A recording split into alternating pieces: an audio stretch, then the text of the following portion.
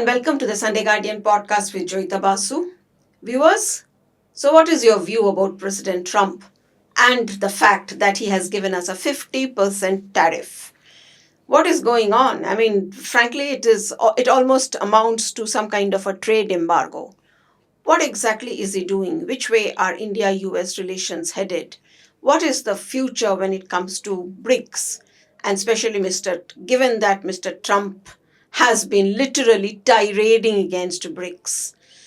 And what about suddenly we see so much friendly gestures coming from, and overtures, I would say, coming from China?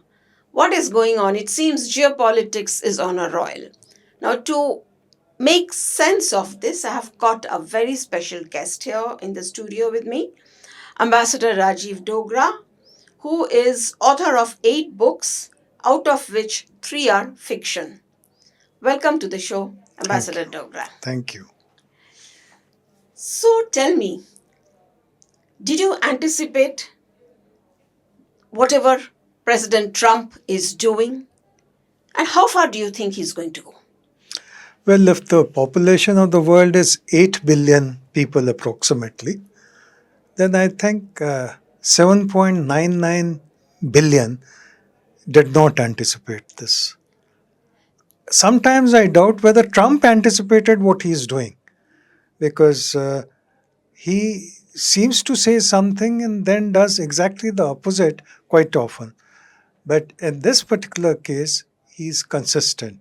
He's consistent in rattling the world, turning it upside down, and making it all appear as if he's doing it all for MAGA, for the good of Americans.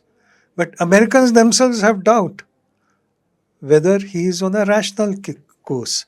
So that is why I said out of approximately 8 billion people, 7.999 billion people did not anticipate this, do not appreciate it, and do not feel this is the right course for the world to get into. Because world was ticking along fine till now. There was no complaint. There was a regulated order which suited everyone, whether it was in terms of trade or diplomatic interaction between countries. Now, everything has been tossed out of the window. No one knows whether there's an order. The only order that seems to be effective is Trump's order. So WTO has gone. Sanctions are the name of the game. And the only person who can put sanctions is Trump. It's not as if there is an international body like the United Nations or WTO and so on who sort of regulate the interaction on trade terms. And if there is a violation, then they step in and give a judgment. But all that is no longer valid. How long that remains and what effect it has on the world remains to be seen. But at the moment, it is topsy-turvy. I mean, actually, all of us were expecting policy continuity, but it is no longer there. So, why do you think Trump is doing what he is doing? Well, that's a very valid question. And more so in case of India, because when Trump came in for his first term, it seems the India-American romance will not end. And it seems Trump in particular was very enamored of his friendship with the Prime Minister Modi and of his hope and his wish that America will stand to gain a lot if it develops relations with India.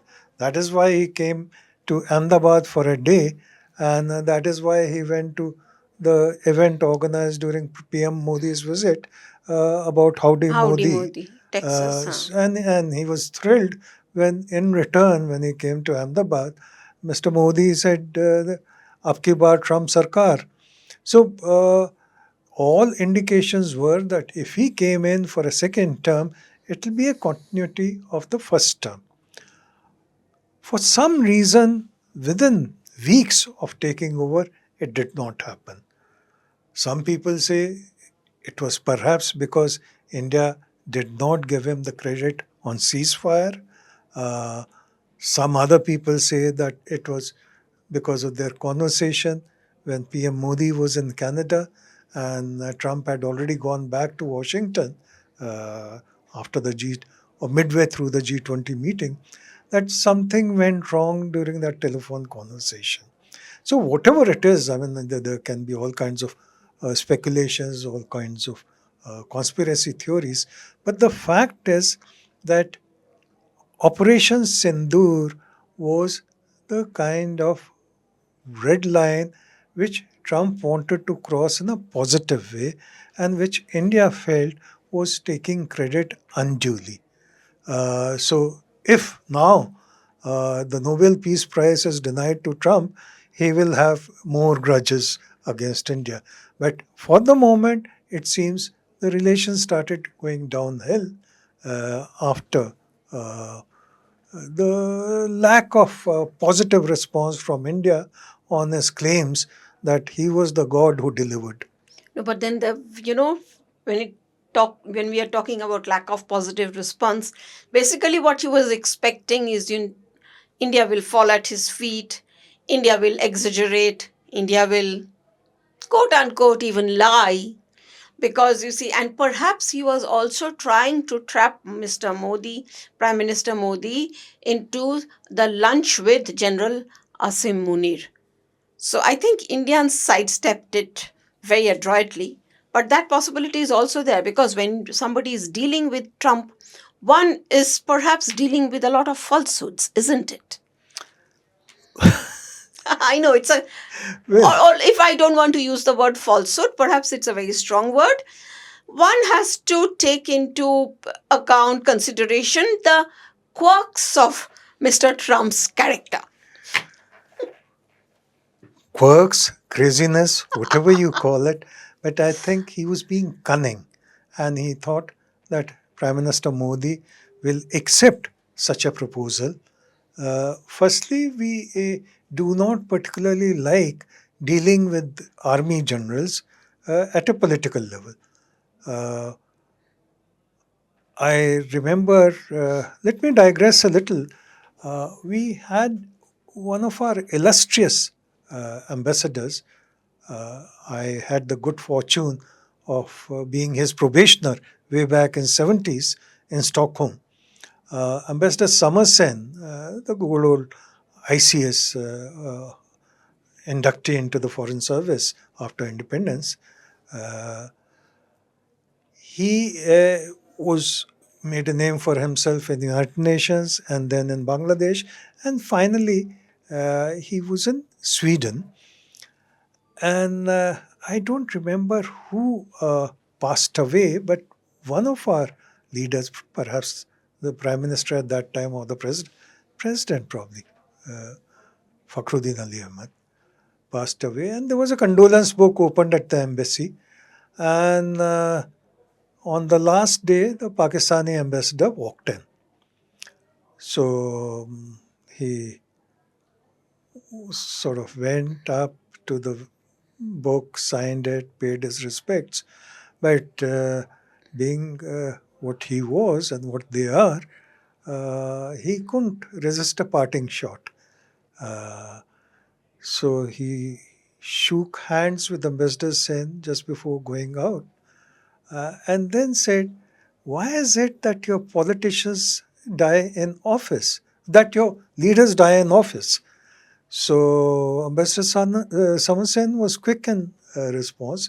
He said, "Because our leaders get into office after a long innings in politics," meaning thereby that they are not generals who just grab the post.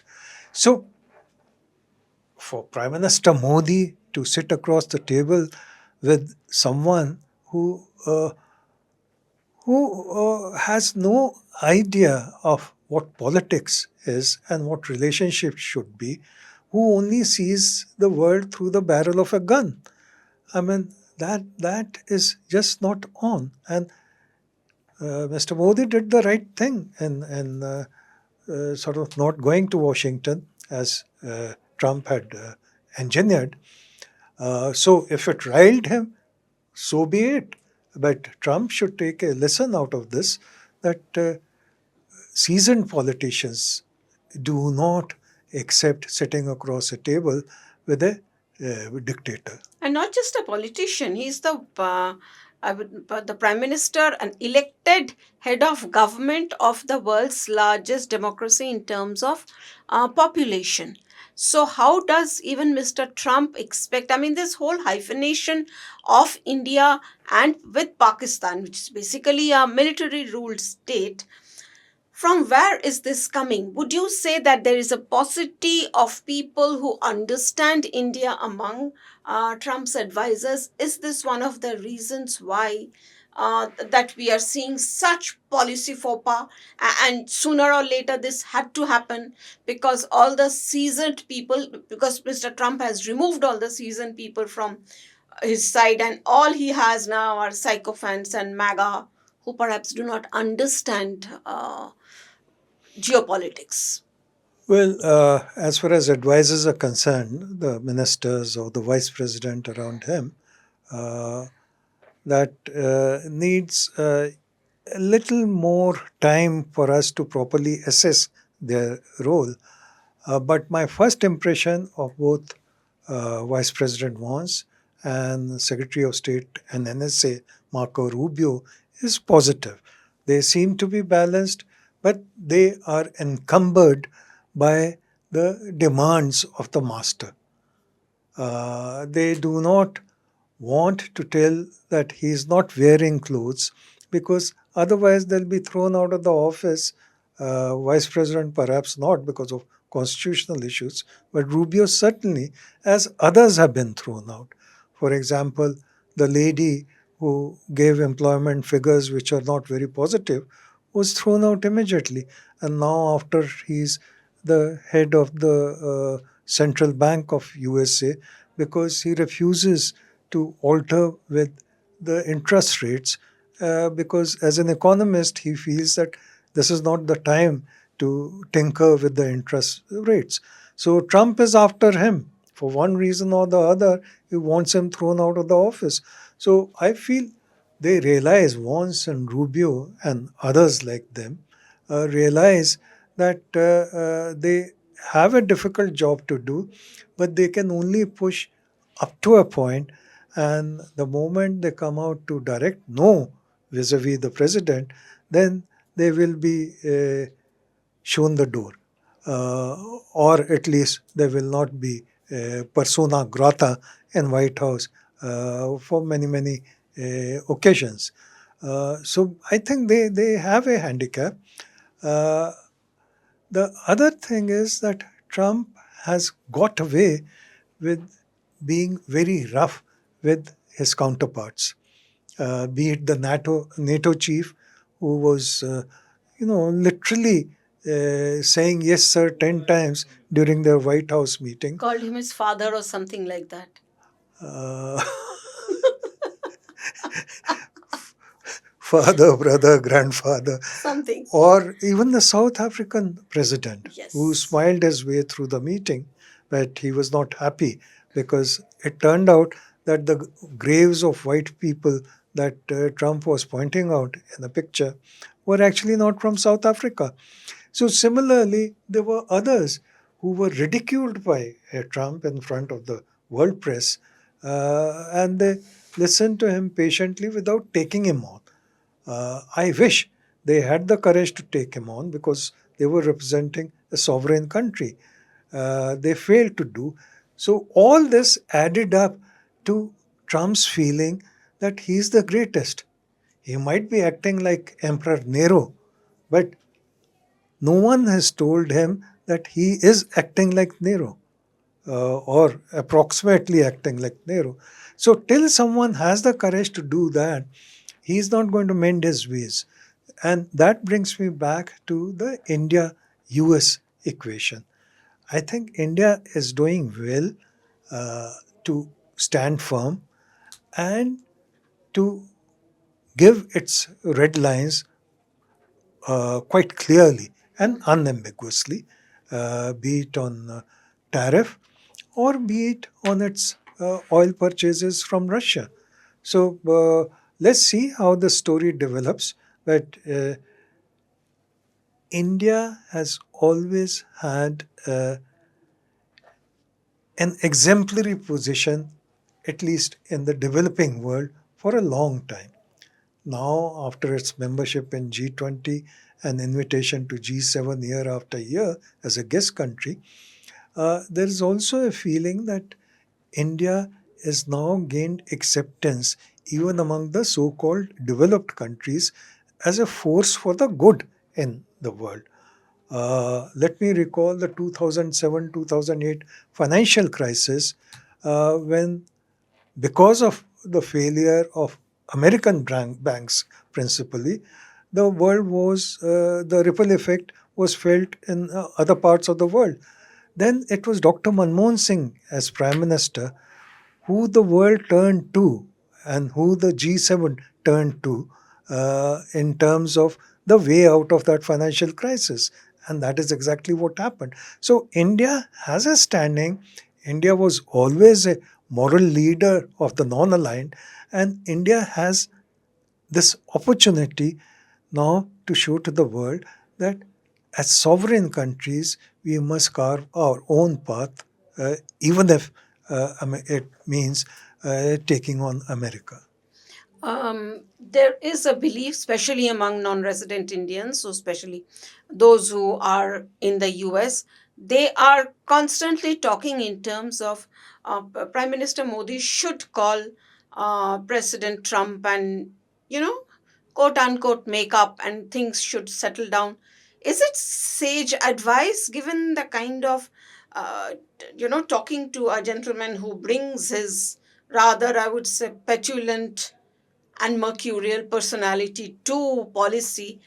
Is it sage advice that the Prime Minister should be talking to the US President? Well, Prime Minister Modi has never said that he will not talk to Trump.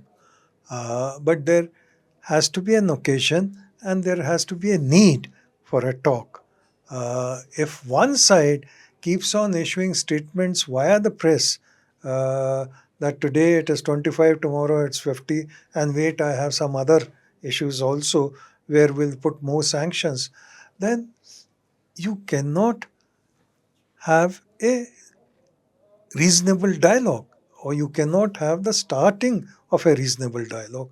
So I don't think that the moment is right for Prime Minister Modi to pick up the telephone all over again. After all, they had this talk, as I said, when Prime Minister Modi was in Canada and Trump had reached Washington, and they had a 30-minute telephonic talk where, as you very rightly pointed out, Trump's principal agenda was to get Mr. Modi to Washington to lunch with Munir. Now, that kind of a deception works once, but if there is no from the other side, meaning Mr. Modi's side, then Trump also is in no mood to respond to any suggestions for a meaningful dialogue. But it does not mean that Americans and Indian negotiators are not talking. There's an American team which is due to come here later this month exactly for this purpose. If I can interrupt here, because off the cuff, I mean, one reporter asked President Trump, I think this video has just surfaced, and that whether the negotiations will go on. He said, no, right now we are not going to talk. Uh, Once this issue is settled, meaning once, I guess, this whole tariff issue is settled, only then we will talk. So, what future do talks have? Will they take place at all or not? Now, I mean, he just that, said it. We don't know whether it's that, policy or he was just talking. that response of his, the full response is that there'll be no negotiations until the deal is done. Now, what sense does it make in diplomatic terms? That means he has already typed out the deal. Just the signatures have to be put on, and then the negotiations can start. I mean, I don't want to use strong terms, but this is not how diplomacy works. This is not how interstate relations work. And this is not how leaders of the world or leaders of the countries are supposed to respond to a valid question from the press. So he may have been impromptu in his response and he may have been irresponsible in his response, but it also has a trickle down effect because we have seen reports that American negotiators agree to something. This is about the recent set of negotiations. And then in the next round, they say, sorry, our leadership has not agreed. So, how do you go forward in conditions which are so unstable and so uncertain? I mean, it's a huge conundrum. I don't think diplomats of any country would have seen something like this ever. Well, diplomats have seen a lot. Diplomats have also seen Saddam Hussein. Diplomats have seen Gaddafi. No, but then Diplomats have you seen Khrushchev. understand. Khrushchev banging his shoe on the UN table. So Trump is another of that sort. So diplomats will deal with him, but it will take time. Oh God. So basically, we are putting him in the ranks of Saddam, Gaddafi, and Khrushchev banging his shoe on the No, no, table. I didn't put him in his those ranks.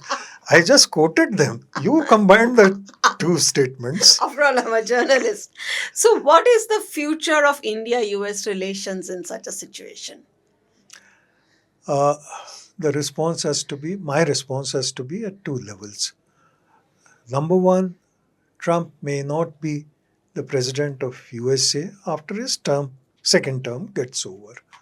And the new president or the next president may not be identical in his behavior or similar in his views vis-a-vis India when he takes over. So that is one that the policy continuity may not be there because the policy interpretation may be different. The second is people to people level because after all trade is between people, it's not between presidents and prime ministers.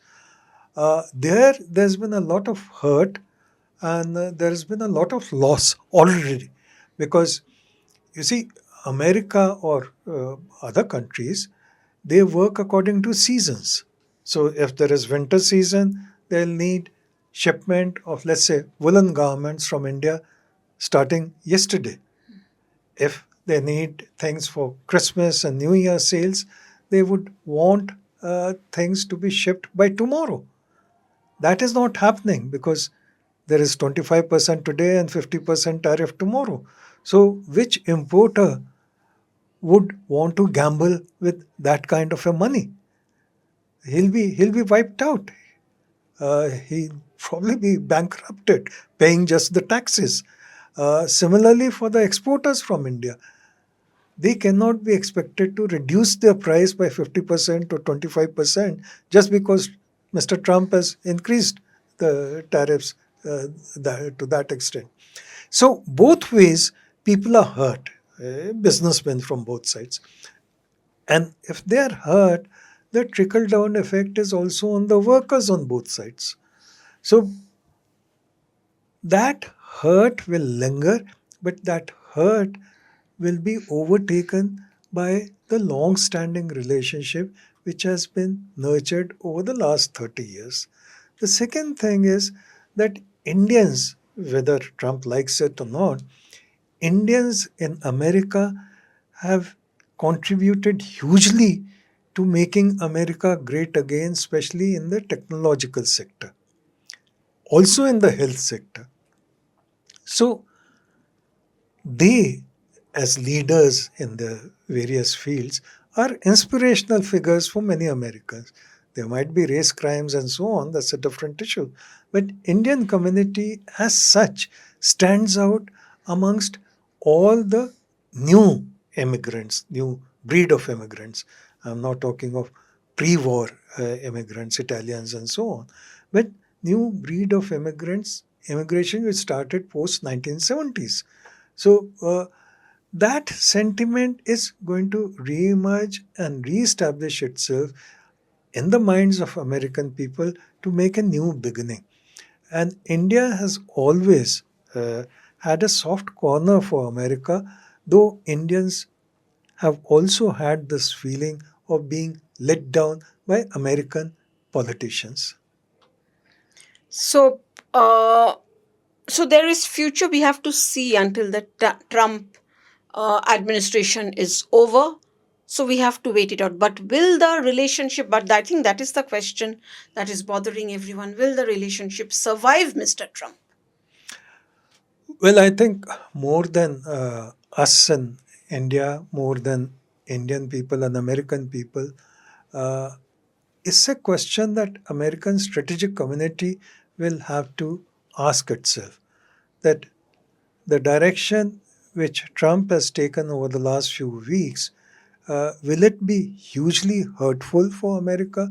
Will it be also a new direction that world, and I'm choosing my word very carefully, not just part of the world, but the world is going to take? Because China and Russia are waiting in the wings. They want that India should now hold their hands rather than America's hands. And there is enough reason for India to think about it, whether it happens or not. But think about even some kind of a new direction in relationship with China. As far as Russia is concerned, India's relationship with Russia is old, tested, and reliable. So there, it is just a question of continuing down that path. And India has done very well. After all, it stood by Russia when it needed support from outside. For last 3 years, we've been one of the major oil purchasers from Russia, and we've shouted from the housetops that our relationship with Russia is important for us, much to the annoyance of the American strategic community and American leadership. As far as China is concerned, if the relationship advances even by an inch, it should cause a huge amount of worry to America, because the conventional wisdom suggests so far that America wanted a special relationship with India precisely for this reason, that it wanted a counterpoise to China. Whether it was realistically so or not is a different thing. But that was the stated, publicly stated policy of America. No, but then here comes obviously the China question. Given the kind of relationship we have had, adversarial, I would say, with China, suddenly there are these overtures that are coming from China. Do you see China? I mean, after all, it is said a leopard does not change its spots. Do you see a China India relationship actually working out? Or is it just a temporary thaw and things will be back to being bad maybe inside a couple of years' time? Well, let's look at it from the publicly stated posture and developments in the last few days, last few weeks, let's say. The fact is that India's stated position, especially after Galwan, uh, was that border settlement first and then the rest. But now it seems the new introduction is, and China has been promoting that even yesterday, the Global Times and some of the official statements, that we are glad that culture interchange, people to people relationship, the air travel, and trade are on a new path or beginning to get on a new path, quite avoiding the mention of border settlement. So China is going to push that line. But to answer your question as to whether it will be long term and whether it will be the solution to all our thoughts and all our hopes, the answer is a big doubtful question mark. Uh, India would rightly want the LAC's interpretation as per its records and as per its negotiations with China. China has other dreams and other ambitions, and they don't match. So clearly, it will take a lot of talking to. It will take a lot of persuasion for China to come around, which seems at the moment extremely difficult. Exactly. I mean, after all, China also wants a vassal state, just like the US.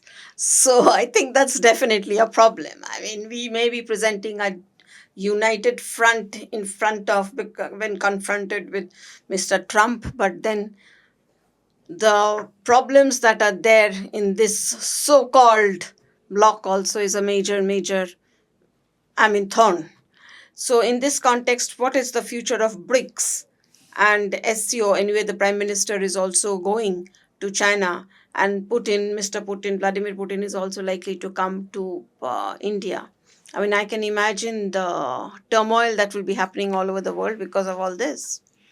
Well, BRICS was a write off in recent months, that it has no future.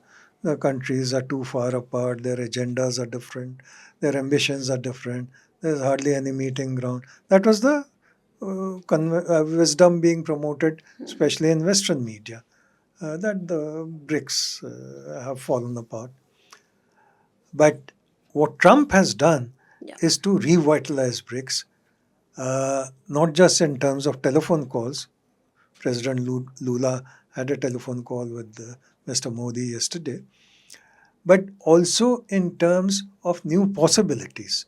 For example, uh, not exactly replacing dollar, but finding means and ways of using national currencies for trade. To some extent, it is already happening, but now with Trump's waywardness, there is encouragement that we should think of innovative ways to make BRICS a reality in practical terms. So I think there's an injection of new life, thanks to Trump, in BRICS as a sentiment and BRICS as a possibility in terms of cooperation. So that is that. There's still a lot of work to be done, but there is a determination that let's start now in real terms that work. As far as SEO is concerned, I mean, as associated with it right from the beginning, I was uh, promoting the idea within our uh, ministry to be a member of SEO, because like BRICS, SEO or any regional forum is an opportunity for leaders to meet. After all, you don't gain anything by not meeting leaders, but you could develop some understanding by meeting them on a regular basis. And SEO is a good forum where, for example, India, Russia, and China, their leadership, besides Central Asian leaders and so on, can interact on an annual basis at various levels: prime minister's level, defense minister's level, external affairs minister's level, and in various groupings. Uh, so, to me, SEO is certainly a good work in progress, and the timing of this meeting now in China will be watched very carefully by Washington and other capitals. Whether Mr. Trump gives the time of the day to what happens in SEO is a different thing. But Marco Rubio, Vance, and others will certainly be using a microscope to read the tea leaves that come out from SEO's meetings. Uh, SEO has potential also in terms of at least giving an opportunity for the leadership to understand each other a little more. Which brings me to the question of Quad, where the four leaders of USA, India, Japan, and Australia are supposed to meet. Do you think in such circumstances the Quad meeting is possible, and it is supposed to be in September? And India is going to host it. Well, Quad reminds me of another incident in remote past. Uh, Not exactly Quad, but a play on the words. Saint Peter had been sent by Christ to Italy, to Rome, to propagate Christianity at a very difficult time when there were Caesars and so on. And he was, given a rough time by Romans. So, very dejectedly, he was going out of Rome in the road called Appia Antica. And somewhere in the about 4 5 kilometers out of the city, he saw an apparition, and that was of Jesus Christ. So he didn't ask quod, but he asked, Quo vadis, where should I go? Mm. And Christ said, now I'm giving my interpretation. What do you mean, quo vadis? Go right back to Rome and keep on doing that work. So St. Peter went back and he was lynched. Oh, God. So that's why you have that basilica where his remains are buried. Now, Quad to me seems like a similar enterprise, which now, after Trump's heroics, seems a completely dead body. So it's not Indian economy which is dead, but it is Quad which Trump's pronouncements taking the life out of something which had a little hope of survival, but now it seems none.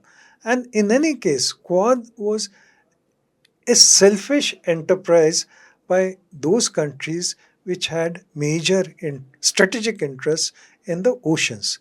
India's strategic interests lie in the mountains, not so much in the ocean. I mean, ocean, of course, is important, but the attacks to India will come from the mountains. Then obviously we're talking China. We go back to talking about China. So, not a friend, definitely not a great friend of viewers. So let us, pipe down our excitement. My last question. Uh, is this the decline of the American empire? And is it fated? I mean, is it destined that China is taking over?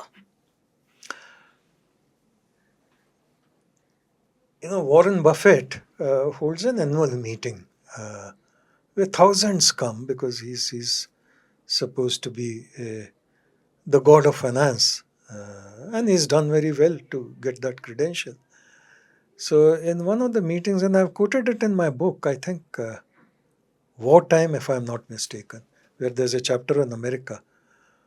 So, at the end of his meeting, when he was drinking the last Coca Cola can of his for the day, he said, Never bet against America. So, American people are capable of pulling out of the extreme depths and coming out on the top again. Despite Trump and despite his extreme views and extreme actions, they will outlast him. America and American people will outlast him. So I will not say that America is going to go down the tube. America will suffer a setback so long as Trump is there. After all, Trump is known for his bankruptcies. So if America goes bankrupt during Trump's time, don't be surprised. I mean, I'm joking, but Trump is capable of anything and everything. But American people and America will survive despite Trump. My personal feeling is that they will remain number one. China has its own difficulties. And being number one also means responsibilities which America, in one fashion or the other, had been undertaking. It has 800 bases around the world. And in good times, it did help countries. Uh, China is not capable of doing that. China is, at the moment, despite the BRIs and so on of their making, China is self-centered and selfish in its approach to other countries. It is sometimes also seen as Shylockian in terms of its financial dealings with other countries. So China will be inching close Hmm. to the position, but China will not become number one in foreseeable future. Okay, that's interesting. Yeah, but I have one more question, quick question. What are the chances of Mr. Trump being able to rile up the Europeans to an extent that they start giving sanctions on India? Is that a possibility? Well, Europeans haven't gone mad as yet. Mhm. When they go mad, then they can't do anything. Okay. But Europeans are themselves uh, so upset with the way Trump has treated them. Because if Trump regards Europeans as vassals, he has proved it by the kind of tariff concessions he's got out of EU. So if he regards Europeans as America's vassals, he regards the rest of the world as dirt. Uh, so Europeans know that Trump is neither reliable nor someone who can empathize with the feelings of other countries. So they will have to think very hard, and I hope they do think very hard before falling into Trump's trap of imposing sanctions on other countries.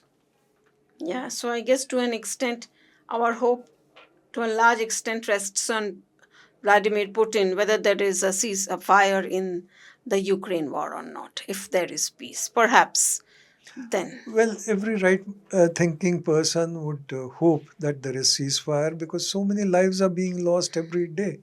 And it's not just Putin, but it's Zelensky Hmm. and his European backers who are driving this war. So there has to be uh, a desire from all sides to stop the bloodshed. Absolutely. Thank you, Ambassador Dogra, for coming on this show. This was very enlightening. Well, I don't think a lot of people will like the idea of Quad being called a dead body. But yeah, I mean, frankly, I don't see the summit happening next month because, Well, if Trump can call India a dead economy, why can't I call Quad a dead body? okay, all right. Thank you again for being on the show. And thank you, viewers, for watching. Until the next time.